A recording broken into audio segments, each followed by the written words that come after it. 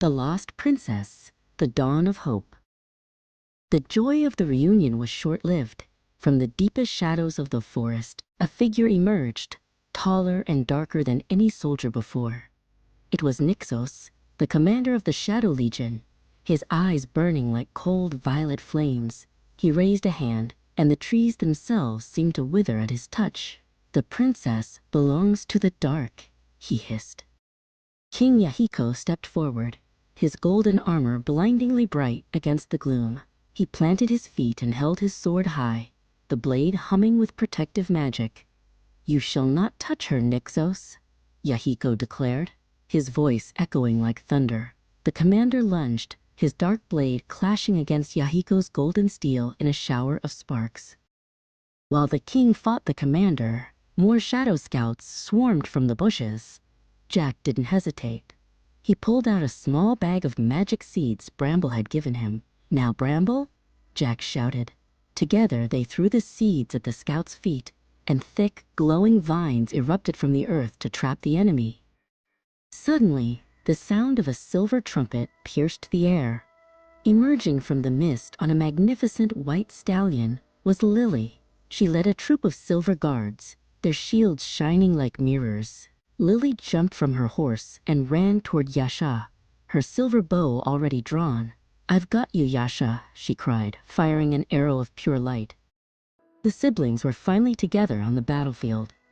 Lily stood beside Yahiko, her light arrows providing cover, while he delivered powerful strikes against Nixos.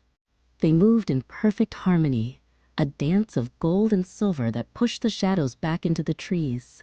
"We fight as one," Yahiko shouted, his sword glowing brighter with every swing. Yasha watched her brothers and sister risking everything for her. She felt a warmth spreading from her chest, not just from the pendant, but from the love of her family. She realized that she wasn't just a princess to be rescued. She was a protector of the kingdom, too. She closed her eyes and focused all her courage into the blue gem. Calum, the tiny forest sprite, flew down and landed on Yasha's shoulder. He added his starlight to her growing magic. "Now, Yasha, release the light," Bramble called out. A pillar of brilliant blue energy erupted from the pendant, reaching high into the sky and washing over the entire forest like a tidal wave of peace. The blue light hit Nixos, and he let out a frustrated roar. His shadow armor began to crack and dissolve into harmless smoke. Without his dark magic, the commander was nothing more than a ghost of the past. He vanished into the wind, and the heavy, suffocating mist of the Shadow Legion finally lifted. The battle was over.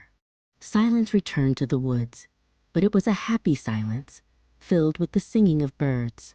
Jack ran to Lily and threw his arms around her waist. They both looked toward Yasha, tears of joy in their eyes. The darkness was gone, and the kingdom was finally safe from the Shadow Legion.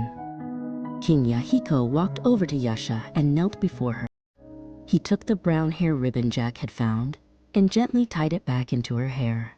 "You were the bravest of us all, Yasha," he whispered. He stood up and held out his hand to her. It was time to go home to the Silver Kingdom.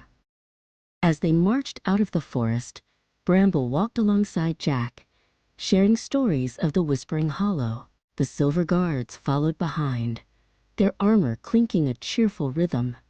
At the edge of the woods, they saw the silver spires of their home shining in the distance, welcoming them back after the long journey. That night, a great feast was held in the Silver Kingdom. The long tables were piled high with honey cakes, roasted nuts, and sparkling fruit juice. Lily and Jack sat together, laughing as they told the palace staff about their adventures. The halls were filled with music, and for the first time in years, there was no fear. As the sun rose the next morning, Yasha and Yahiko stood on the highest balcony of the palace. The kingdom below was peaceful and bright. Yasha leaned against her big brother, watching the golden light spread across the land.